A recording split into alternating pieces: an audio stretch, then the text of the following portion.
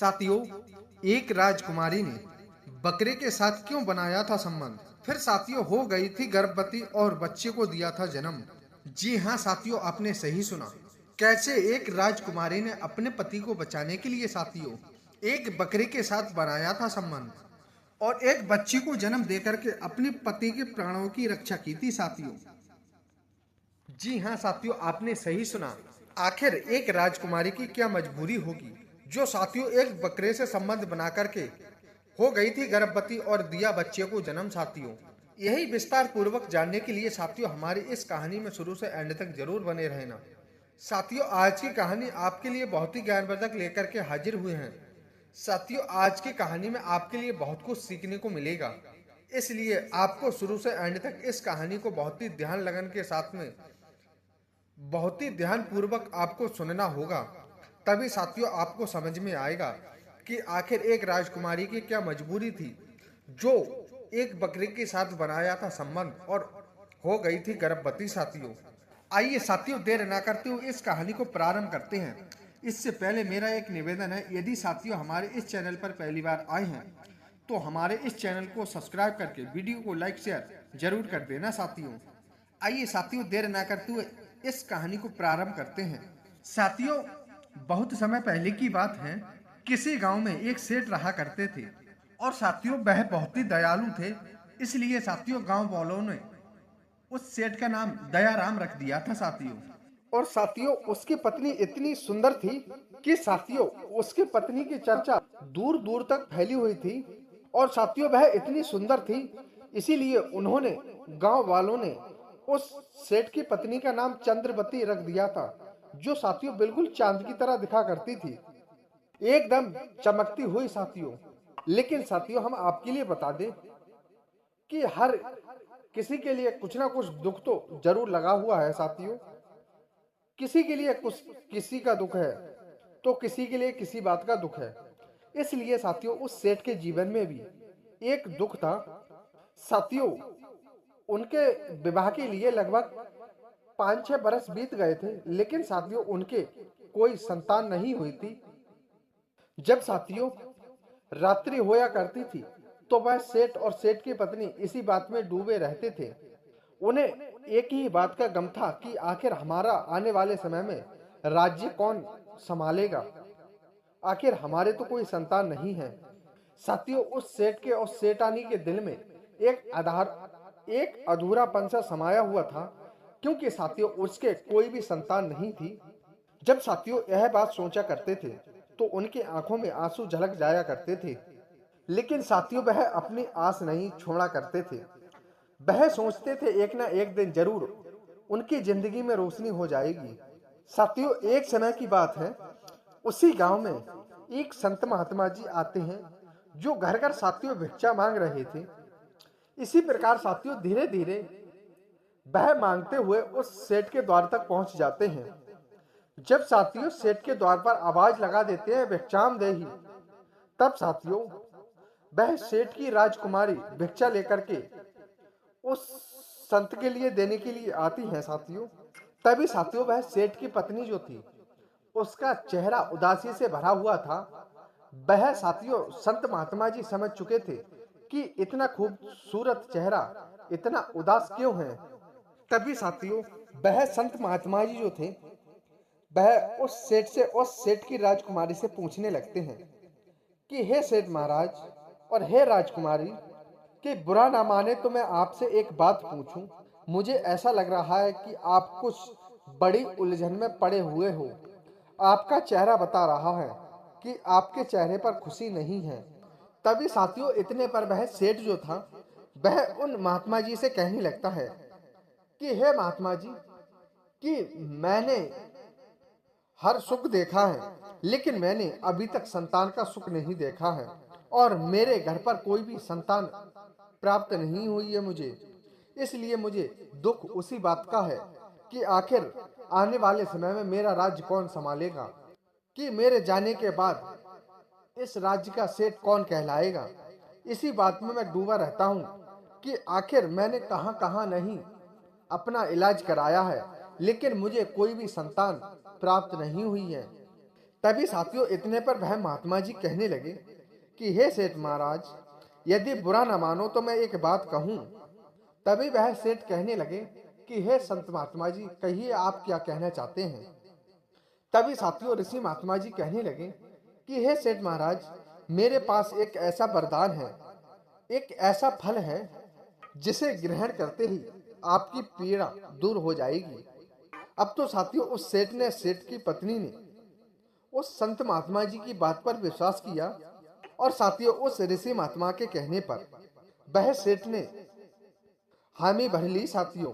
तभी साथियों उस संत महात्मा जी ने एक फल दिया और साथियों उस फल के लिए सेठ को और सेठ की पत्नी को खिलाने के लिए कहा।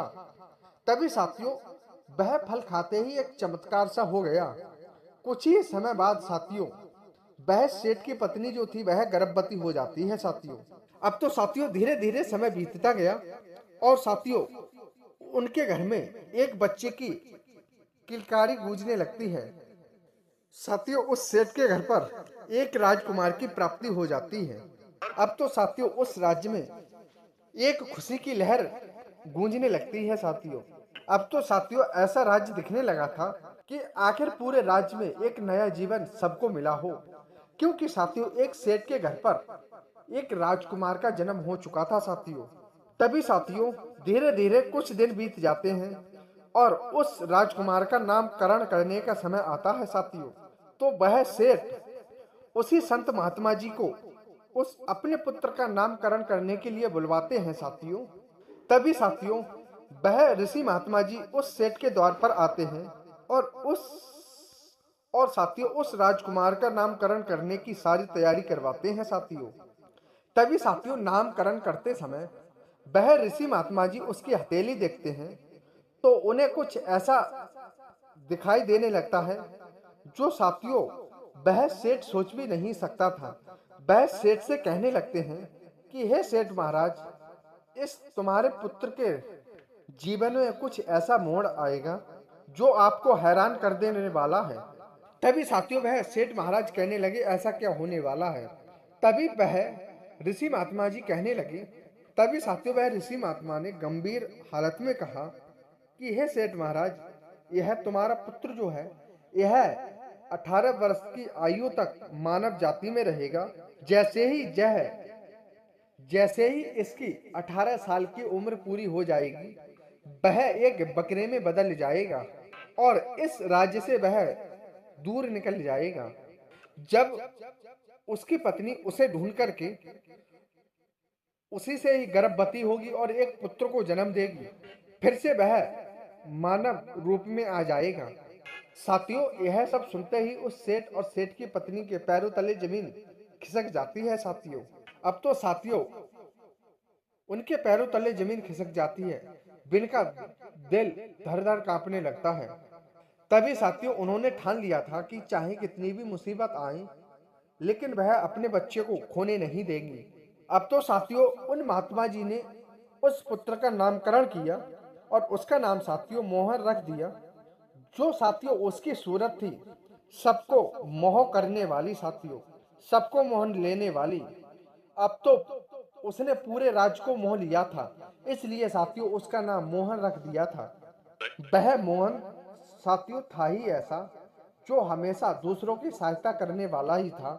धीरे धीरे साथियों ऐसे ही समय बीतता गया, वह मोहन बड़ा होता गया साथियों।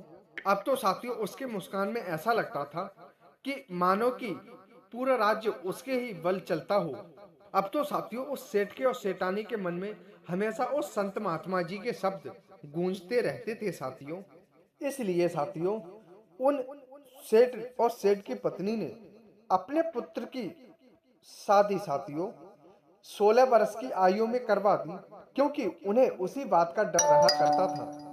और साथियों इसी वजह से उन्होंने अपने राजकुमार की शादी 2 वर्ष पहले ही करवा दी साथियों, और उस राजकुमारी के लिए सब कुछ बता दिया था कि आखिर यह 18 वर्ष की आयु में यह बकरा बनेगा और इस तरह आपको मानव रूप में फिर से इसे लाना होगा। तभी साथियों वह राजकुमारी कहने लगी कि हे पिताजी, आप चिंता मत कीजिए, मैं अपने पति के लिए पाताल लोक से ढूंढकर ला सकती हूँ। अब तो साथियों धीरे धीरे इसी तरह समय बीतता गया। उस राजकुमार का विवाह हो जाता है। अब तो साथियों समय बीतते बीतते वह 18 वर्ष की आयु में पहुंचने वाला था। बस साथियों कुछ घंटों की बात थी जब साथियों वह 18वें जन्मदिन मना रहा था। उसी रात को साथियों जब साथियों आधी रात होती है तो उसके चेहरे पर साथियों एक नई और ज्यादा तेज चमकती हुई चमक आ जाती है साथियों। अब तो साथियों धीरे धीरे उसकी शरीर की बनावट बदलने लगी। ऐसा लग रहा था साथियों कि उस पर कोई शक्ति प्रवेश कर रही हो और वह उसका रूप बदल रही हो साथियों। अब तो साथियों वह राजकुमार जो था वह धीरे धीरे एक बकरे के रूप में आने लगा साथियों। अब तो साथियों यह सब दृश्य देख करके उस सेठ की पत्नी और सेठ के दिलों में ऐसा मान के चलो एक पहाड़ सा टूट पड़ा हो। अब तो साथियों उनके पैरों तले जमीन खिसक जाती है और साथियों वह सेठ और सेठानी बहुत ही तेजी से रोने लगते हैं साथियों, क्योंकि साथियों वह जाना करते थे कि उसके पुत्र के जीवन में एक नया मोड़ आने वाला है और वह आ भी चुका है। अब तो साथियों वह बकरा उस राज्य से निकलने लगता है और साथियों इतना खूबसूरत बकरा था, ऐसा लग रहा था कि उसकी आंखों को देख करके साथियों कि वह अपने पुराने रूप को सोच सोच कर रो रहा हो साथियों। अब तो साथियों उस सेठ के और सेठानी के दिल टूट जाते हैं। अब तो साथियों उस राजकुमार की पत्नी ने कहा कि मैं जरूर अपने मोहन को वापस लेकर आऊंगी, चाहे मुझे कितनी भी कठिनाइयों का सामना क्यों न करना पड़े। अब तो साथियों वह राजकुमारी जो थी वह उस सेठ के महल को छोड़ करके उस राज्य से बाहर निकलने लगती है साथियों। अब तो साथियों वह चलते चलते एक घने जंगल में पहुंच जाती है। तो उसे लग रहा था कि इस जंगल की महक भी मेरे पति की तरह ही आ रही है। अब तो साथियों वह धीरे धीरे उसी जंगल को पार करती रही। तब साथियों उसे आगे चल के उसी घने जंगल में साथियों एक बकरा एक पेड़ के नीचे पत्ते चुगते हुए दिखाई देने लगता है साथियों। तभी साथियों वह राजकुमारी की नजर उस बकरे पर पड़ जाती है। तो उसकी आंखों में कुछ ऐसी झलक थी साथियों जो साथियों उसकी आंखों में कुछ पुरानी पहचान थी। अब तो साथियों उस राजकुमारी का दिल बहुत ही तेजी से धड़कने लगा साथियों। अब तो साथियों उस राजकुमारी ने धीरे धीरे उस घोड़े के पास जाकर के अपनी सारी बातें उस बकरे के लिए बता दी साथियों। अब तो साथियों धीरे धीरे वह राजकुमारी उस बकरे के पास में जाती है और उस बकरे के लिए साथियों अपनी सारी बातें बता देती है। अब साथियों वह राजकुमारी कहने लगी कि मेरे पतिदेव कि आप ही बकरे बने हो।